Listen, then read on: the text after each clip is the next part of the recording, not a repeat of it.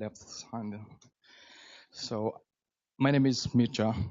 My name is pronounced like Mir, and the second half is like cha in the dance, cha-cha, Mircea. I'm a network engineer here in this office, exactly here in London for Cloudflare. I'm also a member and maintainer at the Napalm automation community. I have integrated Napalm in Salt. I'm also OpenConfig representative, and sometimes I hear some voice in my head, and I put them down in that blog reference there. I'm also on Twitter and GitHub with the same username everywhere. As you can see, I'm not very creative. Yeah, about Cloudflare, we have a pretty big network right now. We have many POPs. We have more than 100 locations globally right now. I think 130 or something like that, and that counts many hundreds of devices distributed all over the world. And because this meetup is about, my presentation is about event-driven. I can tell you that we have many millions of events per hour that we can handle, and I'll show you how we handle them and how you can use to implement event-driven network automation in your networks. Please raise your hand. How many people believe into this myth? To automate, I have to learn Python or another programming language. Yeah, that's just a myth. I will prove you wrong, because we are in a point people developed and had needs like you have, you had in the past maybe, and they developed solutions for you. They developed solutions, they open sourced, and most of the things are already solved. You only need to learn how to use them. Many things are already done. Of course, not absolutely everything, but most of the things, and you can start automating just straight away. You only need to learn some simple rules. For example, with a tool or another, you only need to learn something like Jinja and YAML. Each of them has about 3 rules you have to learn to get started with. That makes it only 6 simple rules you have to learn, and you can do that in an afternoon. Automating will save you plenty of time, and automating will have more spare time that you can use afterwards to learn a programming language, because sooner or later you will have more specific needs that other people had, and you will have to develop. But to start with, you don't need it. Please keep in mind that before doing anything, design first. Don't rush into implementation. Just keep it slowly, take it easy, and design and mind what you have to do. Define what you want to achieve. And a very important point that you have to decide is the tool you are going to use, the framework. And many people just come in and ask, what's the best tool? What do you think? That's a wrong question. That question doesn't have any answer. There's no such thing as best tool, because every network has its own environment. There's no such thing as this a tool or framework can fit everywhere. For your network can be something that is the most suitable. For my network can be something else. If your best friend tells you, I'm using this one, you have to use this one as well, that's wrong. You have to mind your network and go through a checklist and firstly define how large is your network, meaning in terms of how many devices you want to manage, how many platforms or operating systems you want to cover, how dynamic is your network, meaning how often you want to apply configuration changes or any kind of management.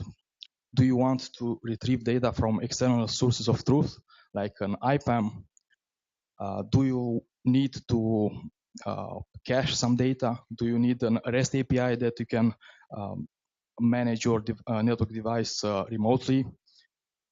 And ultimately, also about event-driven automation. Do you need that? Another critical point is the community is much more important than you may think of.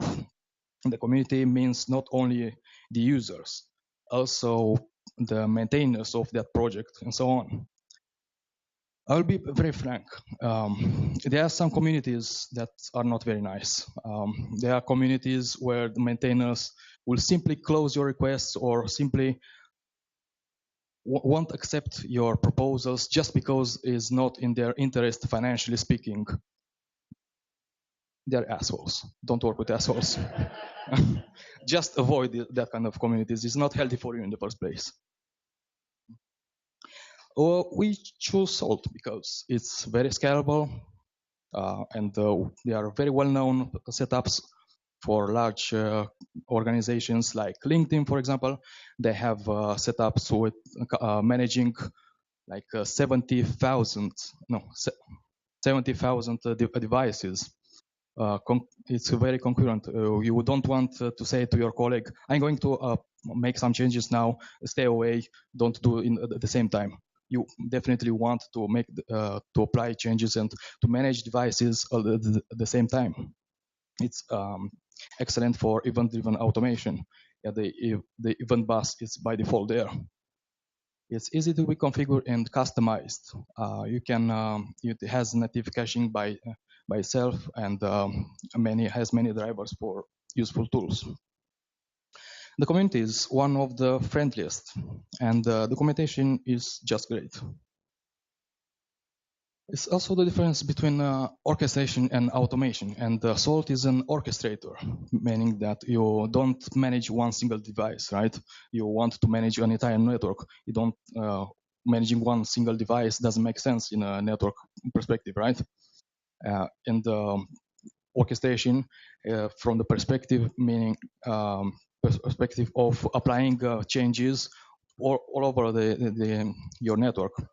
For example, changing an LSP label doesn't make sense to apply the change only one single device. You may want it to apply it in many places, right?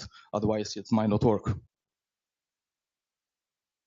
Also, Salt is very fast. Whoever tried it, it was impressed by its speed, and it also has many other things like reactors to different events, cloud provisioning, and many other things. Who's using Salt? There are many large organizations around the globe, like us, Cloudflare, but also LinkedIn, Linode, Comcast, Bloomberg, DigitalOcean, Adobe, and so on. The network automation in Salt has emerged starting with a third-party library called Napalm. Napalm stands for Network Automation Programmable Abstraction Layer with Multi-Vendor Support, and is a cross-vendor API that provides normalization also when you retrieve operational and configuration data, but also when you push configuration to many platforms like Juniper, Arista iOS, Cisco iOS, IOSXR, Nexus, and so on. Napalm has been integrated in Salt, starting with a release called name Carbon. That was in October last year. And in the very next one, in Nitrogen, it was continued and improved. Somewhere here at the end it says about a different kind of module called engine. It's called Napalm syslog. That says there it's an engine to import events from the Napalm's library into the Salt event bus. The events are based on the syslog messages from network devices and structured following the OpenConfig and or IETF Yang models. We'll see just in a couple of minutes what's about that. Here's just a simple example of how vendor-agnostic automation is solved via Napalm. You execute a command on two different platforms. On the left-hand side is Junos, and the other one is IOSXR. You can see the output has exactly the same structure. The only difference is the interface. One is corresponds to Juniper, and the other one to Cisco, of course. But the structure is exactly the same when you look at the ARP tables. The same for many other features. Similarly, when you push a configuration change, In both cases, we run the same command, one again on Junos, the other one on IO6R. Exactly the same command, state.sls and NTP. What it does is only configures your device to the NTP level. And it does all the things. It removes and adds servers and many other features. But the command is the same, is abstracted. You run the same command on all devices, no matter what. Salt computes what it has to compute behind. You don't need to, you won't run, okay, I am going to run this command on Junos. I'm going to run a different command on iOS. I'm going to run another command on EOS and so on. It's the same everywhere. It's abstracted and normalized. I won't go any further, but you can follow some documentation on how to start getting started with Salt in 10 minutes, how to the fundamentals, configuration management. This one here is a very good doc hosted on the official Salt Stack documentation. It shows you an example on step to step exactly how to do this. It's just about a couple of lines of configuration. I had a tutorial. Actually, it was a live demo. In 60 minutes, you can get everything up and running, and you can have event-driven automation orchestration from zero. Also, another document about using Salt at scale, because if you are running large-scale networks, sooner or later we have to follow some best practices. The general rule of thumb is read more. You have to read a lot of documentation, but it's very nicely explained. It's a lot indeed, but you can do more and reinvent less wheels. Someone at some point said that network automation is only about configuration management. That's completely false. I have to disagree with Mr. Abraham. She is behind our times. We are in the speaking about present. There are many ways your network is trying to communicate with you. It's about millions of messages it is trying to tell you. It can be just simple notification or just screaming that I need help. The most common ways is it sends you is via SNMP traps. We've had this for years. Or syslog messages, again, have been 4 years there. But we had only had, most of the people had the syslog messages. Okay, I have my syslog messages there. I don't look at them. Sometimes when my vendor needs me to debug something, I will give them a syslog messages, but pretty much that's it. And the latest kit is streaming telemetry. About syslog messages, they are much more important than they look like. They can have simple notifications, but also they can give you information like when an interface goes down or your device is not NTP synchronized anymore, or BGP neighbor is leaking their entire routing table to you. You might not want to leave this just happening. You have to do something about it. Are you really sure you want to ignore all these messages? Are you really sure you want to ignore when someone is leaking their entire routing table? I don't think so. Let's have a quick look at streaming telemetry. While SNMP is about pulling information at specific intervals of time, from time to time you make a request, give me this detail. Telemetry is the other end, is about push notification. When the device has something to tell you about, it's going to send you a document. And this document is a structured document having the hierarchies defined in the Yang models. There are two big organizations that write these Yang models. We probably heard about Yang, isn't it? Yeah. The main one are OpenConfig and IETF. OpenConfig is a community-driven, and any one of us, any network operator can join and have their say and help moving forward the project. And it's about us. It's not about network vendors. It's time that we tell network vendors what to do, not network vendors to tell us what we have to listen.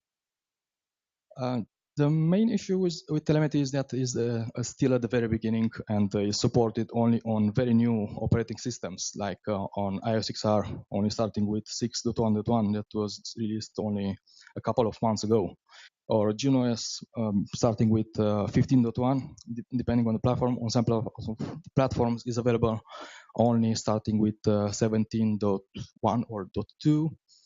Which was released only in the second half of this year, right? So probably many people won't be able to upgrade to such new versions, considering that some people are still running iOS XR 4.2 or GNOS 1, GNOS 11. Now going back to syslog messages. Have a quick look at two snippets. Syslog messages are just a text, random, some text messages that the device sends you. And do they look the same on different platforms? No.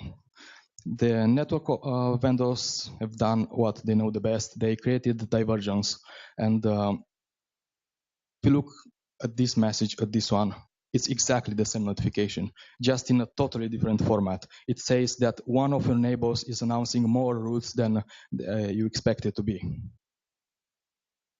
This is why my colleague Luke Operant over there and I started developing a library. Actually, it's a software acting as a daemon called Napalm Logs. You can find out more information following that link there. It's a blog post from the Napalm automation community explaining more in depth what I'm going to debrief right now. This library, this software, it listens to syslog messages from different sources, either directly from the network devices via UDP or TCP, or through intermediary systems like Kafka or ZeroMQ and so on. It can be plugged to many others.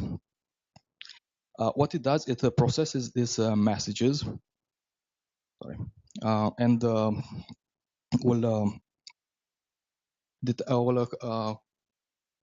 will publish some encrypted documents or structured documents following the same YANG models as we've seen with telemetry and the same YANG standards, OpenConfig or IETF. And these messages published are published encrypted, signed, and binary serialized over different channels like ZeroMQ, Kafka, and so on. Basically, it's Napalm is listening either directly from the network device. You can configure the network device, send the syslog messages to that process there or to that IP address and port, or tell the network device to send to a Kafka instance, and Napalm Logs will consume it from there. Here is going to process these syslog messages and will publish them over different channels as you want. Over here is an interface that we call it the listener. Here is called publisher. Both interfaces are pluggable, meaning that you can choose between different transport options, and you can also extend it very easily for others, like Google Data Source or whatever you like, or you have constraints at work. The process is started very easily. It comes with a binary that you can execute it from the command line, like Napalm Logs, and you can set a couple of positional arguments, like a listener telling that you're going to listen on the UDP port at this address at this port, and you're going to publish the structured messages at that address, that port over ZeroMQ. I'm not going to go into many details, but how you can consume these messages either directly with the client. Just an example, don't need to go very deep into it. Is a client, a very simple Python script that can consume those messages. Will decrypt, will check if the security is not forged, and also will unserialize these messages. These messages, how do they look like? Just like a couple of slides in advance. This one. This guy is processed via Napalm logs, and it's going to look like that. It's a structured document from that text, and this is the structure of the OpenConfig BGP model. It says here at some point, but I can't show you very well. And extracts all the details, saying that this neighbor it has maximum, is configured to announce maximum 140 prefixes, but we receive 141, and this is the peer AS. So Napalm logs will continuously listen to syslog messages, and at the other end will continuously publish structured documents, right? Now let's take a step back and remember about Salt. I told you that is event-driven network orchestrator and automator. Is a data-driven system, meaning that absolutely everything that happens is going to be on the bus. We run earlier this command net.arp to show the arp tables. On the event bus, you can see it like that. This is one event that says that I executed this command on against this device and who we executed and a few other details. Now this bus is pluggable and you can is basically it's just a 0MQ bus. You can interact with it either directly from the CLI, either using some other systems like engines that will import events from external systems and will put them on the Salt bus. This happens with a Salt engine called the Napalm syslog. The documentation is here. You only need to configure something very easy. A couple of lines telling that Napalm logs that we've seen earlier will publish the messages over 0MQ at this address and will have some authentication details like that. And all the messages that are published by Napalm logs will appear on the Salt bus. And now what? This one, for example, is a message when a network device identified with the host, this one, AJ1 BGM, complained that this NTP server is unsynchronized, meaning, and we can see here the stratum is 16. On the Salt bus, it will create a document, is this document, and is uniquely identified with a tag that has different namespaces, like Napalm syslog Junos that identifies the operating system, and here is a unique error message followed by the domain name. How we can use this tag? You can react to all these events, and it's a simple match. As you've seen the tag, the first two namespaces are the same, and then this star means that any operating system to be matched. That any operating system that will fire this notification, the NTP server is unreachable on any device. And when this happens, to execute something that is called a reactor. And what it does, this reactor is simply doing the CLI equivalent of the command we shown earlier about to manage the configuration at the NTP level. And everything happens just behind. You don't need to do anything. Only after you start the Napalm logs engine, Salt listens to these events and will automatically run all the checks and will deploy the configuration changes as you want.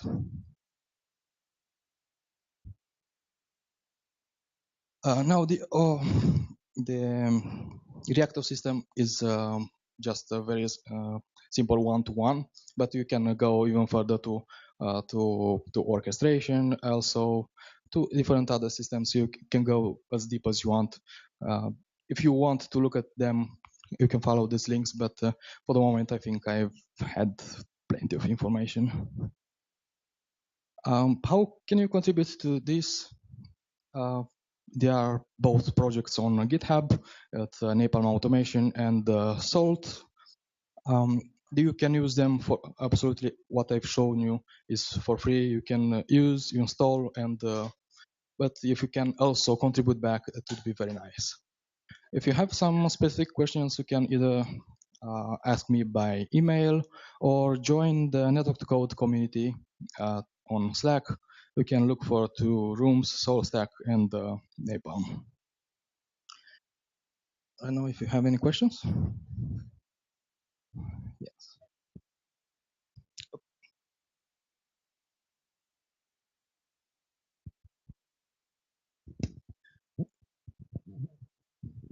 How are you scaling and monitoring your Apache Kafka and Zero Message Queue resources in terms of bandwidth, message bus, or contract limits? I can't say.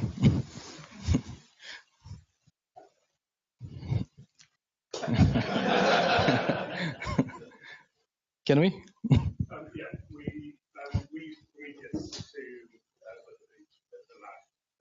And as soon as the lab completes the event, custom statements for those as well. Yes, I think so. At that point, Yeah.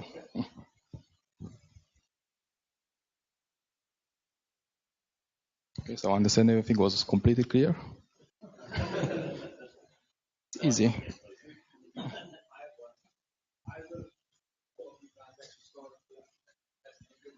Hang on a second. Had either of you started off as a network engineer? I did. And you? No. No. I'm a more software engineer at heart. I started with, I had a different part. I was just amazed by the telecommunications world, and I started like that just by curiosity, and I said, why not? It's fascinating. Yeah.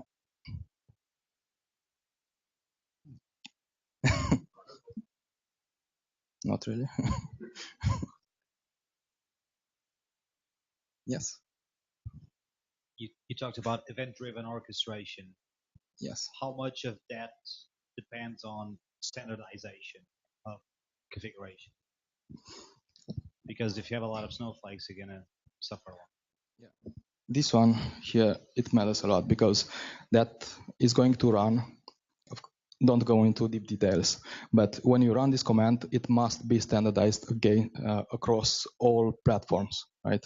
You run the same command on Juniper, Cisco, Nexus, and Arista, and so on. And running the same command, this guy here doesn't know that it's going to run against the Cisco or something. It must be normalized across your entire network. So it matters a lot. And it's also much easier for you when you do something on the command line, right? To run something uniformly, not having. Now I have to go to run against Cisco. Now I have to go to run against Juniper and so on.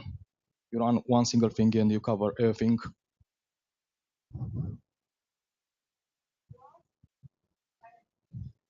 No, I think he's talking more in terms of abstraction. What I'm talking about is more in terms of defining the data model for configuration, having simple, consistent, repeatable configuration instead of having deviations from everything. Yeah, yeah. It's a free form. It depends what you want. You can put into this. This is called a state in salt terms. You can put there as much logic as you want. If you want to say if this device is a Cisco, do this, which is totally different that you would do when the command is going to run on a Juniper, you can do that. But ideally, it has to be. It should be consistent across your network as much as possible. But some things won't be possible. But is that easy to enforce? Yes, it is.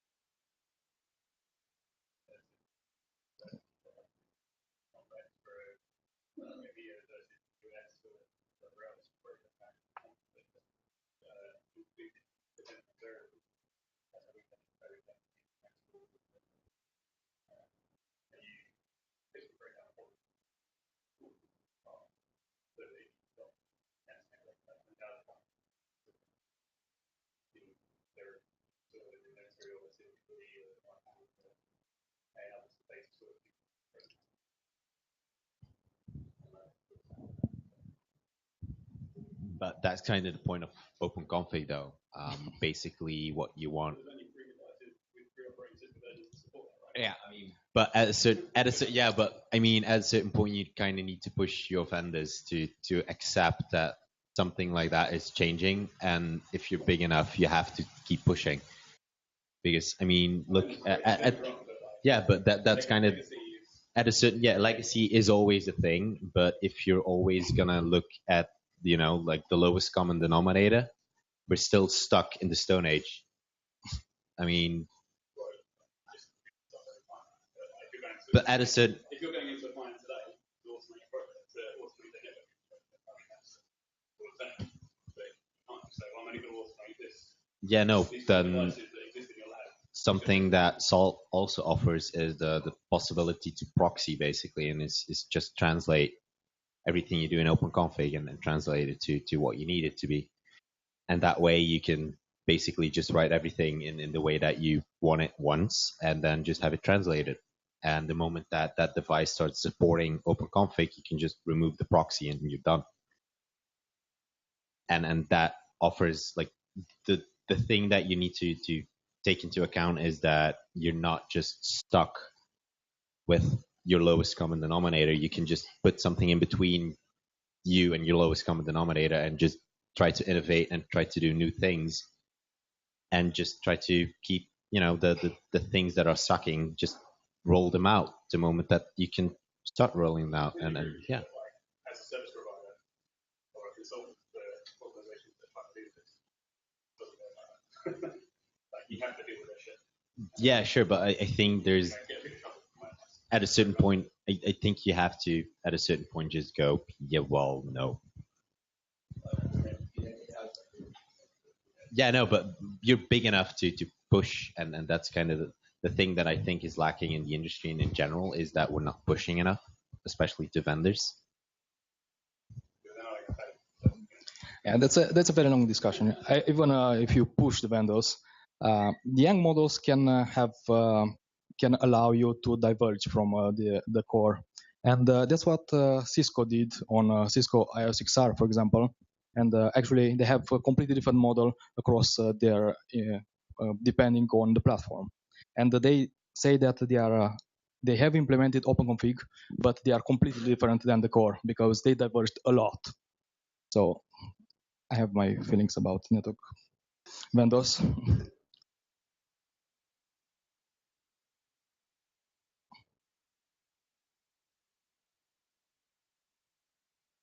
They don't have any interest.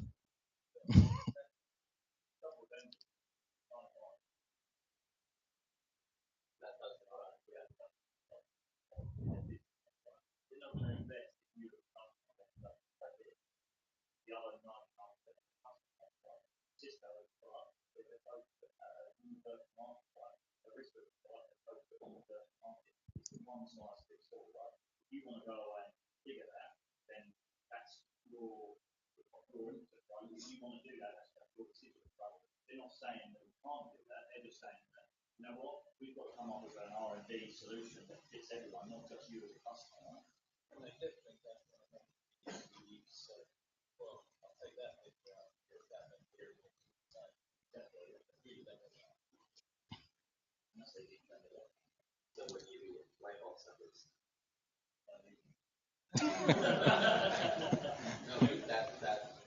I mean, what we're saying is that the white box vendor model is not business defined, basically, because it all depends on the business, right? It depends on the size, right? The trouble with white box solutions, you look at the business, is that you go and put a white box solution in, you don't get your SLAs, you don't get your support agreements. You're relying on a lot of in-house application support, right? If you go and buy a Cisco product today, think the amount of support you get from that product, right? Which is why most enterprises buy that product because they're not buying the product, they're buying the support. Yeah. And that's what a lot of people say.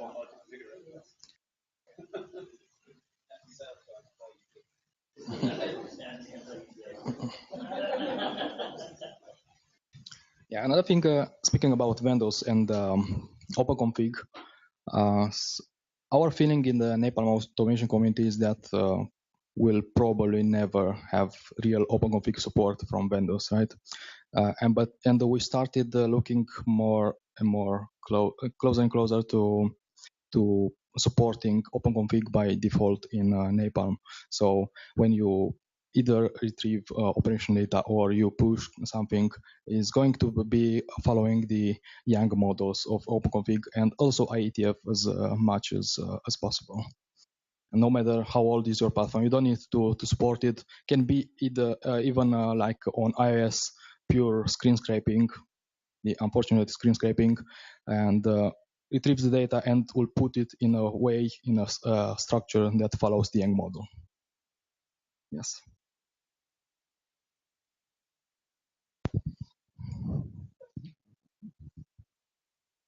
My journey into network automation is currently running off my laptop, so that's the device that's doing it.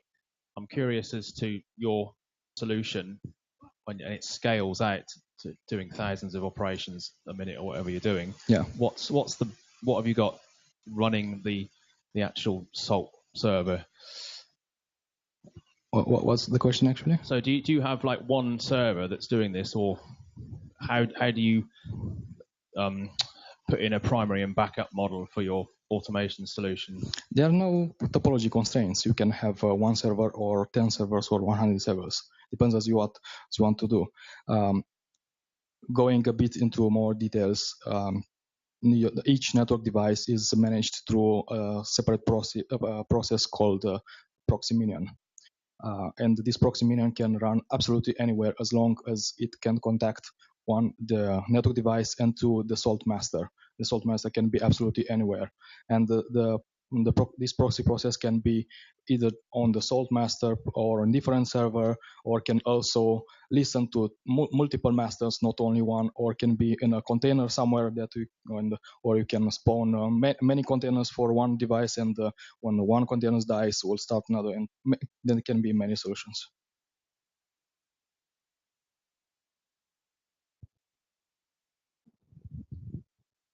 Not sure about the timelines of this project, but when did you start doing this for the network? What's the percentage of the network that is actually automated?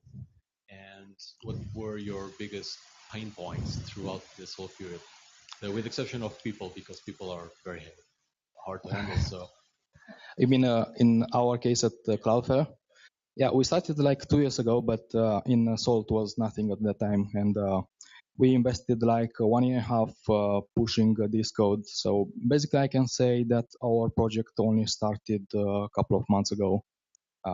Realistically speaking, we had some patches and many things done, but they were not in the right way till we converged in a point. And only recently we actually started following the right way of doing things. The main challenge is having your config converged in a way or another, depending on the platform. That's a big challenge. But otherwise, it's pretty easy from now on.